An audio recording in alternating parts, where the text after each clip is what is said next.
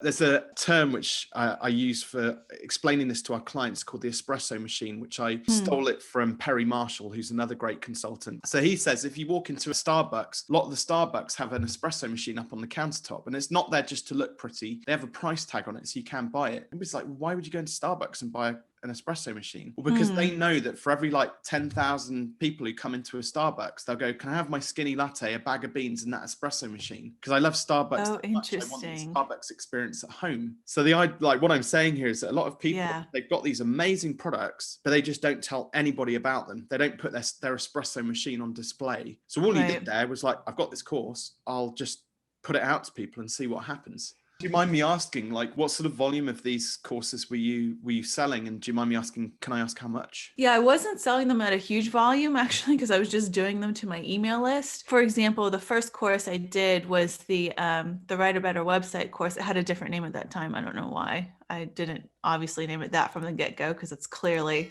obviously what it is. Oh well, you learn, you change. That was the first one I launched. And so I just launched it over like a 7-day email only launch, 1 email per day, maybe 2 emails on the last day. Be like, okay, here's the last day. Okay, now here's really your last chance Yeah, to buy it. And I converted really well, something like 4 or 5%, which is, great. for like just starting from like not really warming people up and just being like, oh, hey, here's this course. Like it was a really good thing. But also there was like the demand there for it. But I launched it a handful of times after that to the email list because the email list was growing. And then people who heard about it before but didn't buy it wanted to buy it. So yeah, I wasn't doing ads with it, which I, in hindsight, absolutely should have been doing. And I'm actually right now, as we record this, like wrapping up a revamp of that course. Like, so I've redone the slides, I've re-recorded everything. I am going to start like running ads for that course because it's such a good course. So I can sell it in those volumes, but I wasn't doing it in massive volumes back then. Yeah, it sounded like, so your launch process sounded a little bit like Jeff Walker's product launch formula type launch. So he talks about doing Okay. sort of a 7 to 14-day email sequence and slowly warming people up. Yeah. And right, we've got a limited time left now. There's 3 days before the cart opens or closes, or whichever way Right. around it is. And it's quite an efficient, quick way of kind of, there's a term which I use for explaining this to our clients called the espresso machine, which I stole it from Perry Marshall, who's another great consultant. So he says if you walk into a Starbucks, a lot of the Starbucks have an espresso machine up on the countertop, and it's not there just to look pretty. They have a price tag on it so you can buy it. It was like, why would you go into Starbucks and buy an espresso machine? Well, because they know that for every like 10,000 people who come into a Starbucks, they'll go, can I have my skinny latte, a bag of beans, and that espresso machine? Because I love Starbucks Oh, so much. I want the interesting. Starbucks experience at home. So like what I'm saying here is that a lot of people, Yeah. they've got these amazing products, but they just don't tell anybody about them. They don't put their espresso machine on display. So all you did there was like, I've got this course, I'll just put it out to people and see what happens. Yeah, yeah. So like, yeah, it was crazy because even now it's not like on display on my website, the Write a Better Website course, which is it's kind of dumb. But like, so the person I learned how to make digital courses and launch a digital course from was like, oh, you need to like keep it hidden on your website. Don't let people buy it unless they like sign up for your freebie first, or I don't know. He must have been like obsessed with conversion rates or something, but it definitely will be like once I get like, I'm making the sales page today, I'm making the landing page for the freebie today. So it's like I'm making it happen. But yeah, you need to have it on display because what can I say curse words? Well, Of course you I can. don't know. Why the not?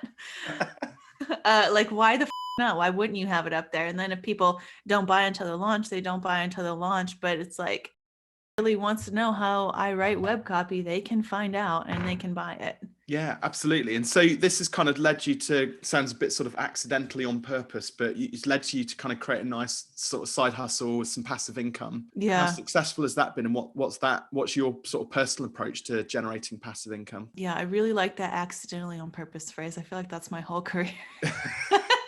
Yeah, no, it's been good because like after I made the first course, Write a Better Website, I got an immediate idea for a smaller like little mini course that I started selling. I valued it at $47 and it's definitely worth $47, but I knocked the price down and sold it for like $7 after like someone signed up for a freebie. And so that was like a good little piece of revenue for me that like generated, I don't know, enough to pay like a bill every month or something, which, is not a ton of money, but it's like enough to like make a little bit of a difference in your budget. So yeah, so then I did that. I made a, what do you call those? Like a membership site, a membership group for a while on my Copy Power agency. My other business is called Copy Power. That's a copywriting agency.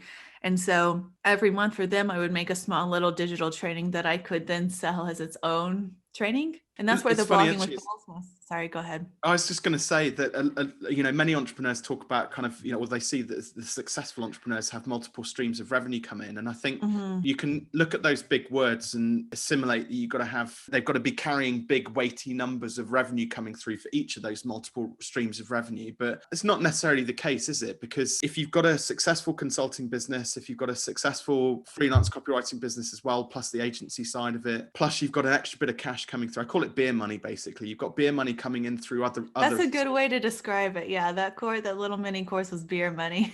It is, but it's like my books. I get a few £100 a month coming through from those. I've got a Udemy course, which I get a few quid from. I've got Google ad traffic coming through, AdSense coming through off my YouTube channel. So there's all these little bits, but actually when you add all of these multiple streams up, they actually come to something a bit more substantial. So it kind of makes it worthwhile. Do you sometimes think that kind of would you say you've got a good ROI from putting those courses together? Yes and no, because you can also spread yourself too thin. And I like to produce, and I have so many ideas. Like, this is my personal self-sabotaging behavior, is like, ooh, idea, and then go produce the idea, and not always promote the past ones to do them justice, and then also make money from them. So yeah, it's really great to have multiple streams of income, but with the warning of just don't try too many too quickly, because you'll spread yourself too thin and then actually not be as profitable as you want to be. Yeah, I've learned that from experience.